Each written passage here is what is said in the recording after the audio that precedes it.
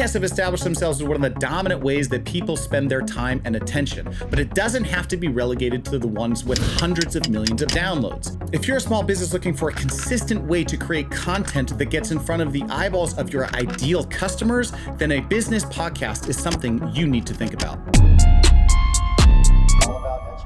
Internet, welcome back. It's Robert Teagarden here with another video. Today we are talking about business podcasts and the reason you need to be thinking about creating them as part of your content strategy. If you're new here, I post content on a weekly basis on filmmaking tips and the business of being a creative. If this is something that interests you, go ahead and stick around. I'm sure there's a ton of stuff that you'll be able to find value in. Now, podcasts, like I mentioned, have quickly become one of the most popular forms in which people pay attention. Not only do we have the audio section of this, but also video podcasts have dominated the general distribution platforms that we're utilizing and that we see them on. People have spent tens of thousands, if not hundreds of thousands of hours watching video conversations on platforms like YouTube, Instagram, etc. And they are ways in which small businesses can establish themselves as subject matter experts and continue to bring listeners into the funnel of client acquisition. Now, as a video production company here in Los Angeles, we have produced dozens of podcasts for reputable known companies, and we utilize this strategy in order to have consistent, meaningful conversations with the ideal prospect customer. Now, no one's going to argue with the idea of having a massive platform that you own and control, like a very popular podcast. Of course, something like that would be incredible. Not only is it entertaining, but you can utilize it to sell products, promote events, different ideas like that. But it doesn't have to be something in the hundreds of thousands. In fact, I'm going to posit the idea that if you had an effective podcast that reached thousands of people within your local area, you would be able to reap enormous rewards from the consistency of posting this particular type of content. So let's break this down a little bit more, right? What you're trying to do as a business is to build trust with potential clients. And building trust with potential clients happens with consistency over time. And so what you want to be able to do is establish that you are the subject matter expert and that you can lend people value for the problems that they have. And so what we're trying to do with these smaller types of podcasts or smaller scales is create a consistent way to create high value, high relevancy content that you can use to seed online and have people see it and have a consistent interaction with you as a business that brings you top of mind for them as consumers, so that when it comes time for them to solve the problem that you solve, you are the person that they think about. Now, this is way less complicated than it may seem. And we've used a bunch of different strategies to allow us to create a year's worth of content in a very short amount of time. So think about it like this. We did a podcast for a huge health and beauty brand that's a direct-to-consumer brand, and we did a year's worth of content in 3 full production days. Now, there are some caveats to this. This was a question and answer show, and each episode was 20 minutes long.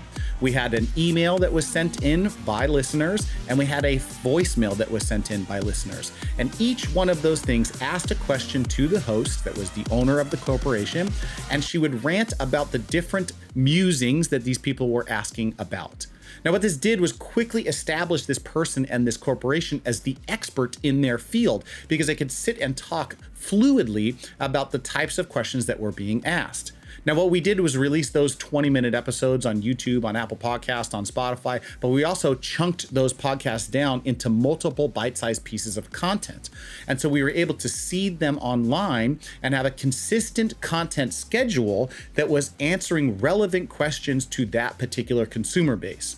So from a 20-minute episode, we were able to get 5, 6 to 8 different social pieces that would distill down into an ongoing promotional strategy for that particular corporation. Now, again, like I said, if you can do that in 3 days for a full year's worth of content, it's an incredibly valuable and cost-effective way of consistently staying top of mind with your potential customers. Now, an easy way of doing this is to think of the frequently asked questions that you have from ongoing customers and clientele. That's a great place to have incredibly high value content for your brand.